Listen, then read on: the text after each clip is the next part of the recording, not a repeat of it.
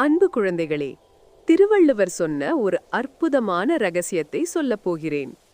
ஓர் அடர்ந்த காடு. அங்கே தீரன் என்ற ஒரு குட்டி மான். அதன் தாய் சொன்ன ஒரு மந்திரத்தை அது எப்போதும் நெஞ்சில் வைத்திருந்தது.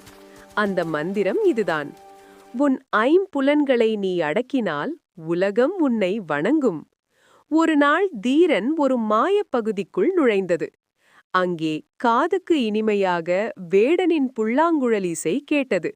தீரன் தன் காதுகளை அடக்கியது. அருகிலேயே சுவையான இளம் புற்கள் தெரிந்தன. தன் நாவை கட்டுப்படுத்தியது. மயக்கும் வாசனை வீசியது.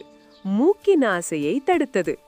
மென்மையான புல்வெளி ஆசை காட்டியது. உடல் சுகத்தை தவிர்த்தது. கண்ணை பறிக்கும் வண்ணங்கள் தெரிந்தாலும் தன் கண்களால் உண்மையை மட்டும் தேடியது. அப்போது அங்கு புல்வெளிகள் மீது வேடன் விரித்து வைத்த வலை இருந்தது. ஆசைகளுக்கு அடிமையாகாமல் ஒழுக்கமான பாதையில் நடந்த அந்த மான்குட்டி வேடனின் வலையிலிருந்து தப்பித்து நீண்ட காலம் அந்த தோட்டத்திற்கு தலைவனாக வாழ்ந்தது. இதைத்தான் வள்ளுவர் சொல்கிறார்: பொறிவாயில் ஐந்தவித்தான் பொய்தீர் ஒழுக்க நெறி நின்றார் நீடு வாழ்வார். அதாவது 5 பொறிகளையும் அடக்கி நல்வழியில் நடப்பவர்கள் உடலால் மறைந்தாலும் புகழால் என்றும் நீடு வாழ்வார்கள்.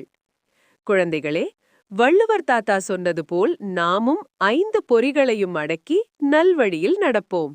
மீண்டும் அடுத்த குறளில் சந்திப்போம்.